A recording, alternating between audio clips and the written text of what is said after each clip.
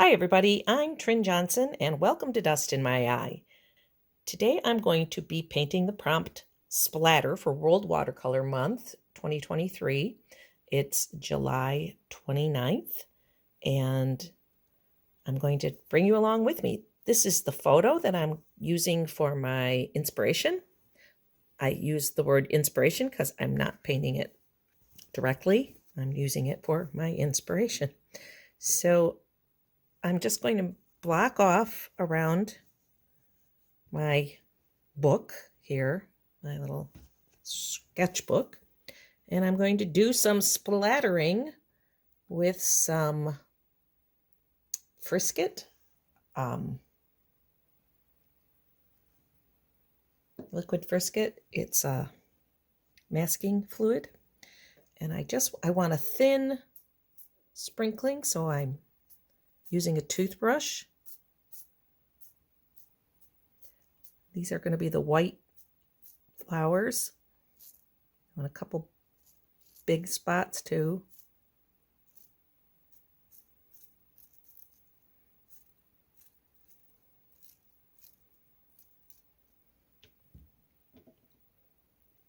And I'm going to use a ruling pen here, and I'm going to get a few bigger splotches in where there's potentially bigger flowers.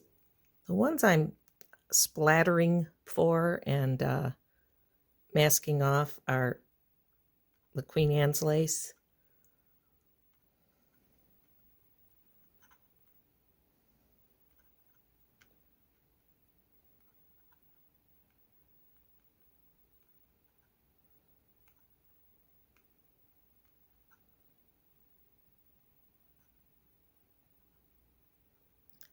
Like I said, I'm just using the picture for inspiration, not for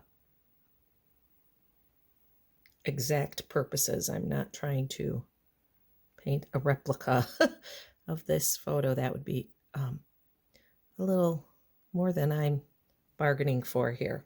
So now I'm going to wait and let this dry on its own, because that's the best way to work with Frisket, is not to use a hairdryer or anything on it. That will give you the best results when you're trying to take it back off. So I'm just going to pause us and I'll be back. So I'm going to take these little masking sheets of paper towel and set them aside because I might use them later. There might be more spattering in the future. I see I got some over there, not a big deal. I'll take that off when I take off this spatter.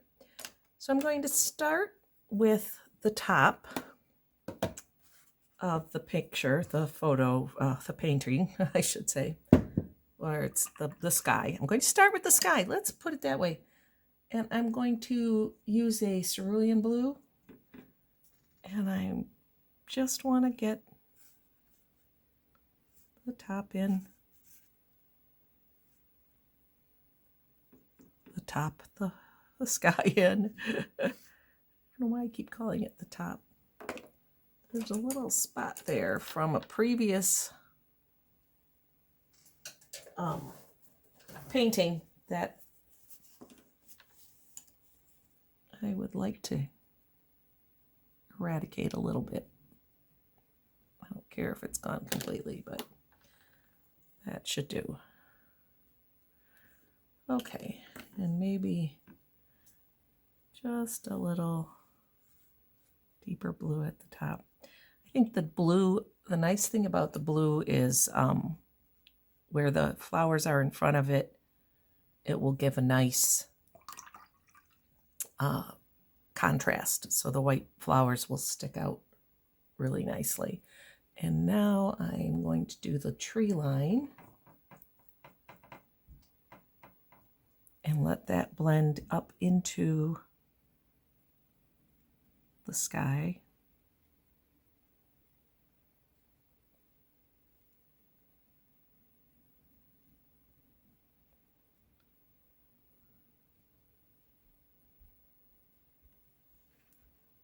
tip it a little bit. I don't want it to go creep too far up into the sky. So I'm going to just hold it up here a little bit. That was sap green and a little undersea green. I'm going to get a little more undersea green in here.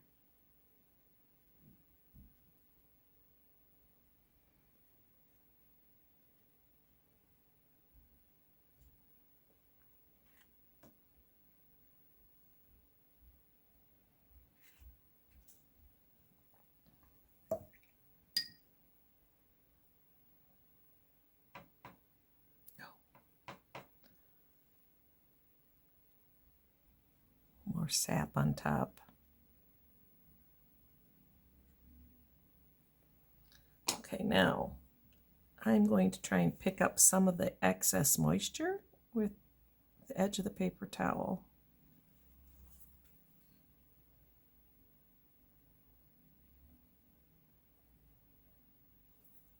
I don't need it to pool.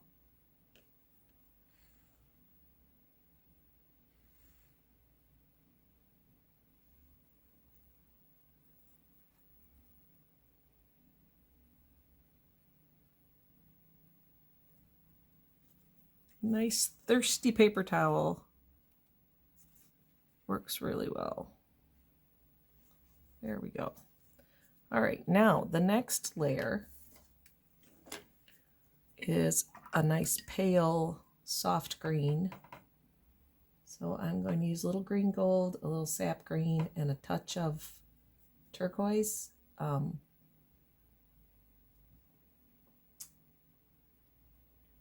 Cobalt teal. I like cobalt teal to calm things down a little bit. Not so, it cools the color.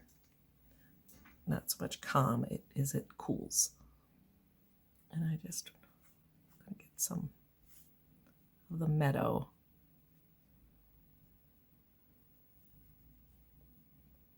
Again, I want it to be there to contrast. But I do want to keep that dark line. So I'm going to take some thicker undersea green so that it doesn't end up in a weird blooming mess. Though I do like some good blooms. And I'm going to put some here. If the paint I'm using is thicker than what's on there already, what the water content, then it should do okay. And again with the sap green,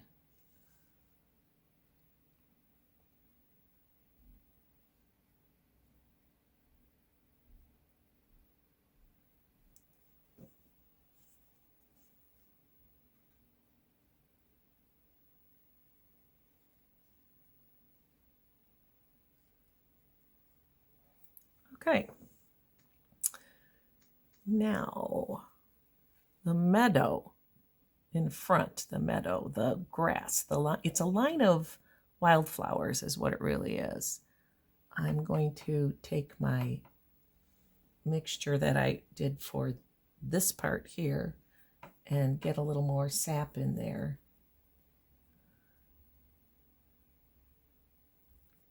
And a little more water, and then do a little dry brush in this part.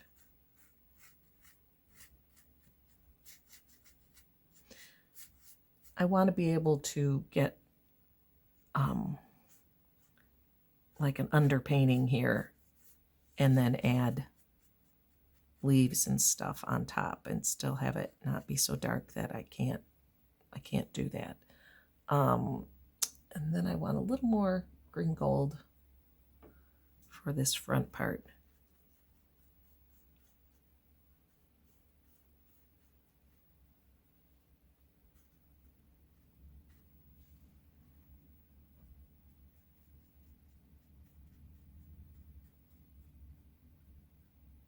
Not sure how much of that is going to stay the way it is, but for now anyway.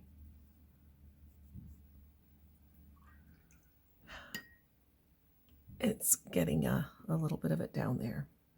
And now when this dries, we're going to come back in and do some leaves and some of the yellow black-eyed Susans. Some of the pink flowers, might put some more pink flowers in there, and our Queen Anne's lace, of course.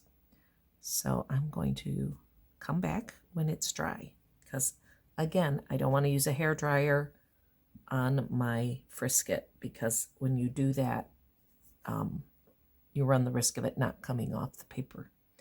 And we don't want that to happen. So I think it's pretty dry. And I'm going to try and clip these little corners again, because they like to pop up. Hopefully they won't get in my way. And I'm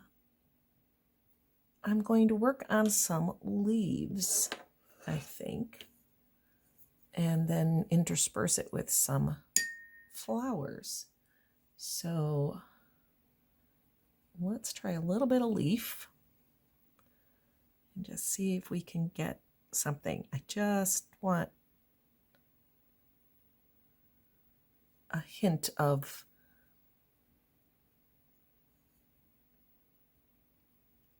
what's going on in the very tippy top is very thin, and that's where I'm working right now, in the back.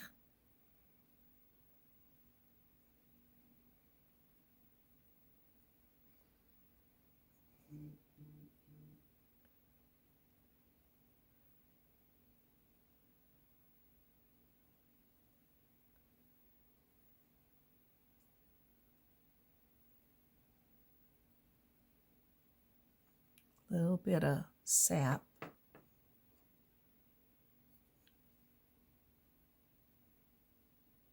Because even though it's lighter in the back, it isn't entirely light. It's kind of comes in waves. I'm not going to worry about every flower having a stem, but I do want some of these bigger ones.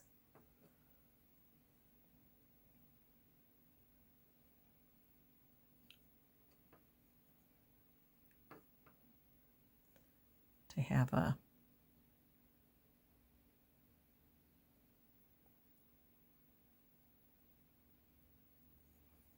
don't really like that little bit right there. Let's just get that. Okay.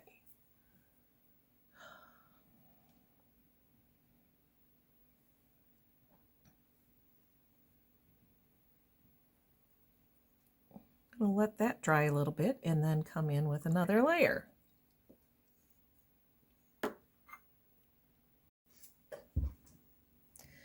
Okay, I'm going to assume it's semi-dry, and I'm going to add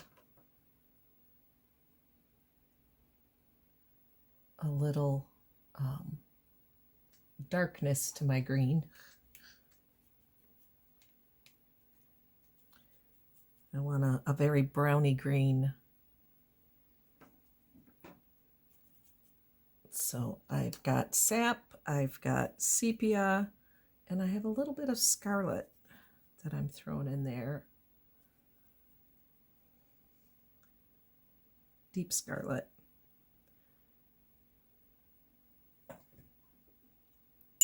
Because I don't want it so red, or so red. So yellow. Let's throw some blue in. Let's try some ultramarine. There. That's kind of good. Need a little bit more of that. And I just want a nice dry brush and just get a layer at the base of those plants, there's some depth, because it just makes it more interesting if it's not all green down here. So I think that works. We're going to do that in the front a little bit too.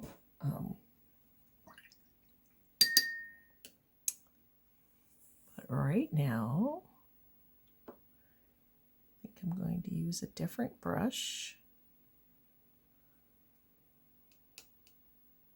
and a little sap and green gold.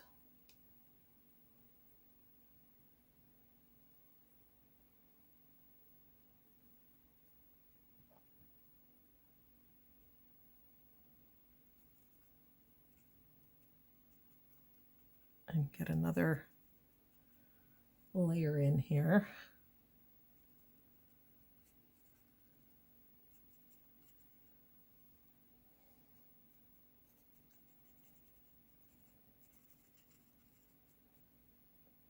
Oh, I like that, so white there.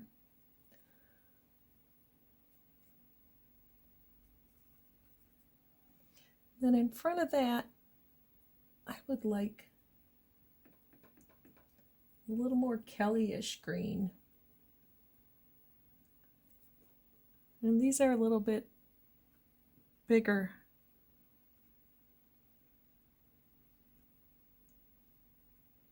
Plants. We're seeing they're a different plant for one thing, and we're seeing their leaves more distinctively. And this is just an impression of what's going on. I am not trying to paint a specific variety, shall we say, of wildflower. A little bit of that darker bits going in there.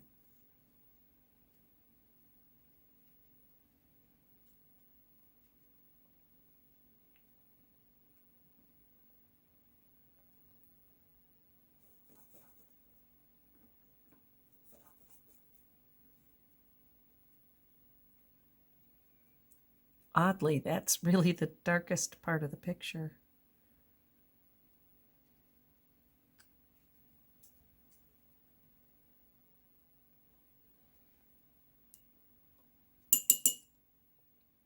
And there's a little bit of that because it's in the shadow along the edge there.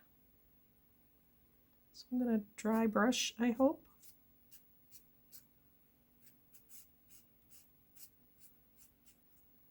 Down there. And as usual, I went outside the lines and got over here. So I got a little green up there too. Oh well. And a little blue. You can't take me anywhere. Just messy. All right. Now, I think what I'd like to do is let this dry completely, and then I'm going to take off the masking fluid, and we'll see what we have. So I'll be right back.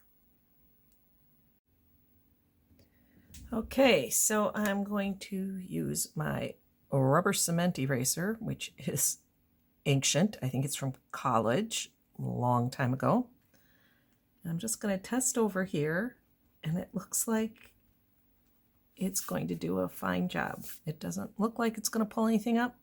So let's see if it works where the paint is. Paper's nice and dry. This is really, really important when you're removing frisket or masking fluid off of the paper. Because if it's wet, you'll just have a hot mess.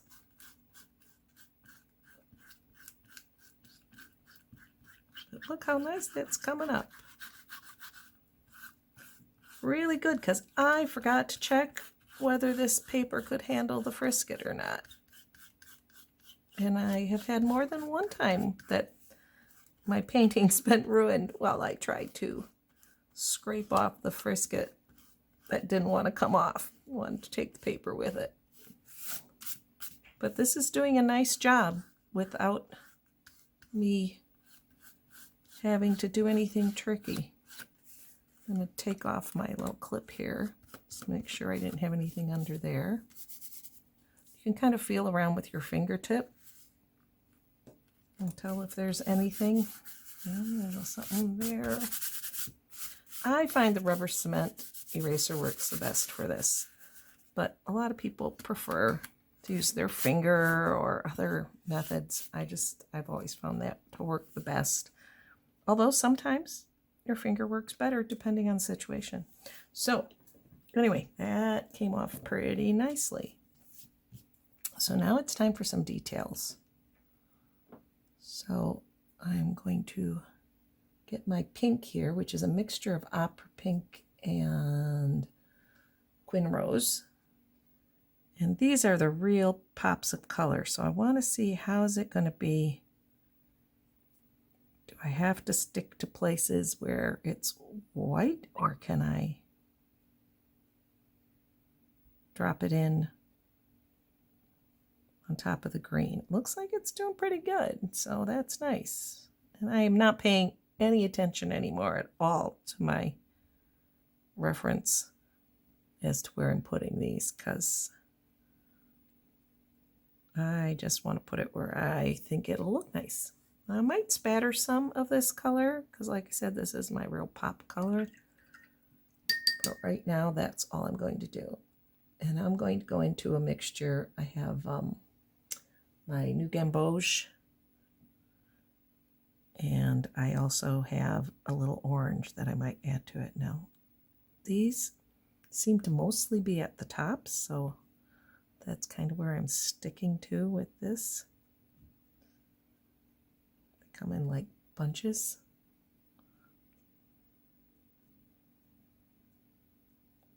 I'm going to hope that we can still see the ones up on top here in the dark, that my paint is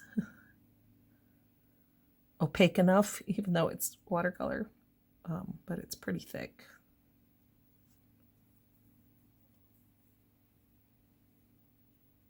So that's I think that kind of works. Now there might be an occasional one down here in the front, so I'll just stick some down there.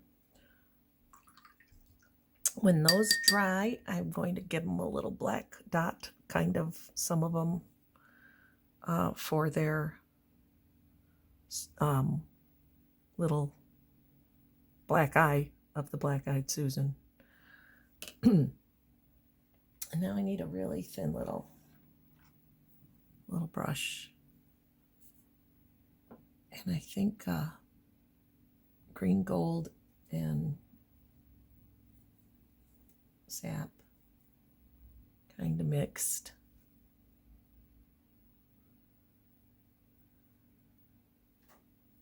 And I want to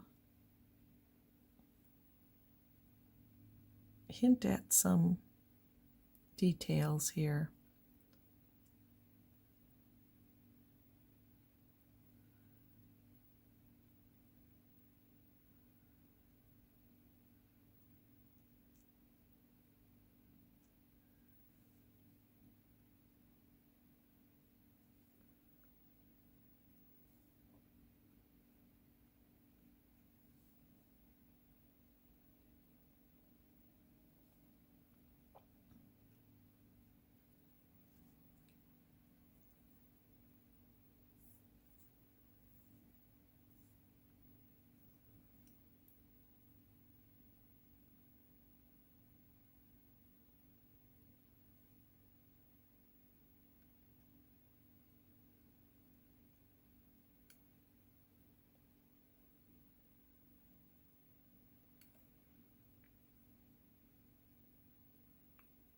Just some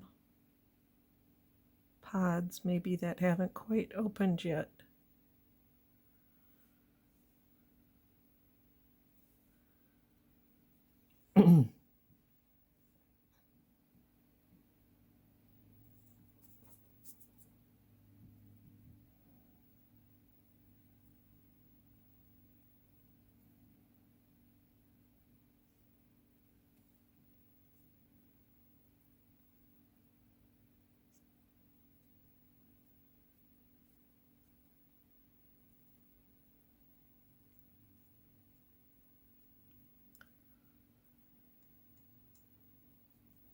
Add a little bit of undersea green.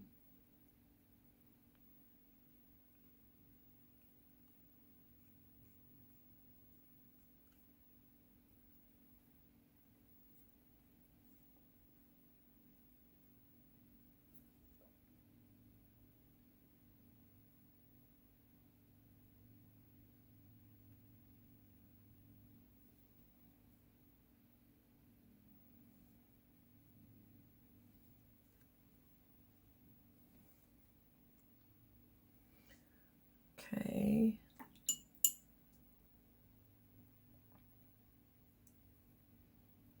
Now I have sepia.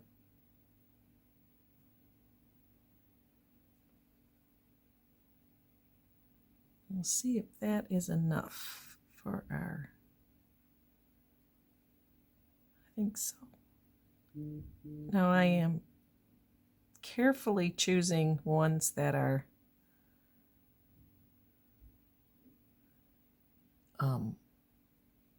dry. Because some of them are and some of them aren't.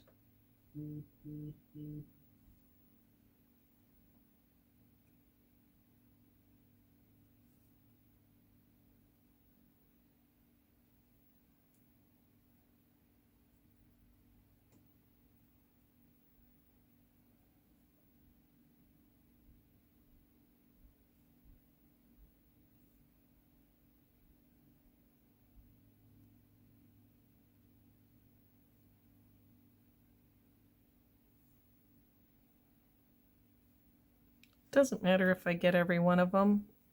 You get the idea. I think our next thing is a little bit of white, and we'll see how this works. It's Copic White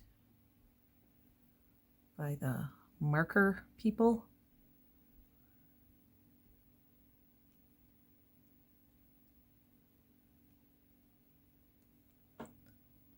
I just want it to highlight a few of the flowers, the Queen Anne's lace, so they're not just a blob.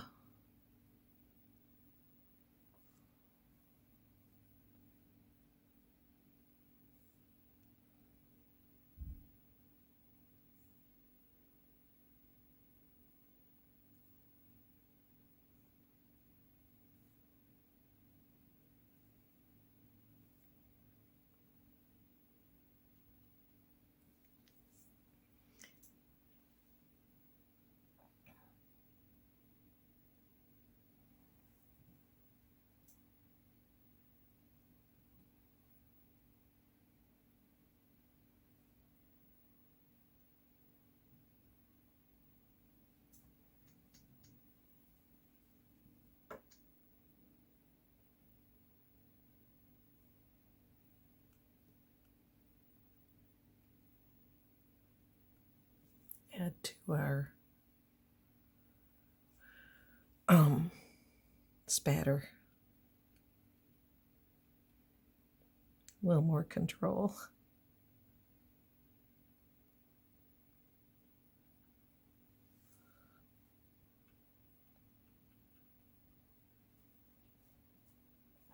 Okay.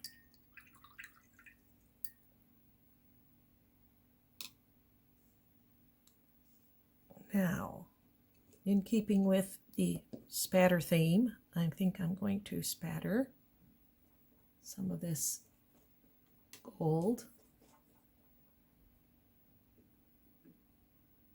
The trick is getting it thick enough to spatter, or to be seen over the background, and still thin enough to spatter. So let me grab a... People have different ways of doing this. I cannot get it to do it with my hand, just tapping with my finger. It's just not not something I've been able to do. So I'm going to try and get some of the pink. I don't know if I have enough here, so let's see. Yeah, see, I need more cowbell.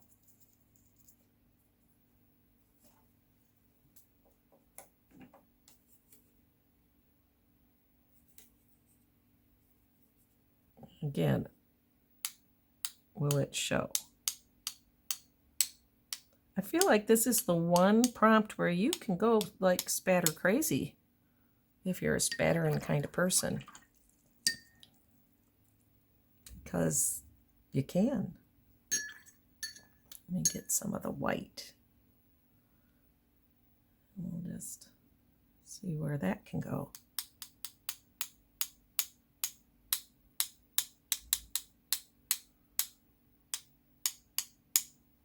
That was kind of fun. I think we successfully spattered. A lot of waiting time, but the painting itself didn't take all that long. I'm going to remove this for the first time. I remember to put that on there in this whole book, and we're on what, 29? Day 29? So why not sign that? And it's splatter.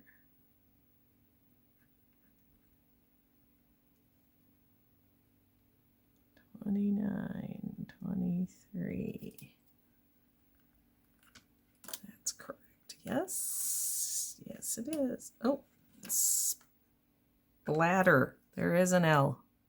Splatter. I wasn't sure. Sometimes it's spatter, sometimes splatter. I think they mean very much the same thing, at least when it comes to painting. So let me just zoom in there.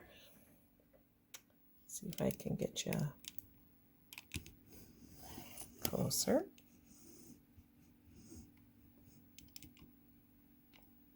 There we go. Well, thanks for watching. I hope you enjoyed this. I hope you got something out of it. And if you did get something out of it, please hit the like and subscribe buttons and possibly the notification bell so you know when I've put out another video. You can also buy me a coffee, which would be great. And check out my Etsy shop.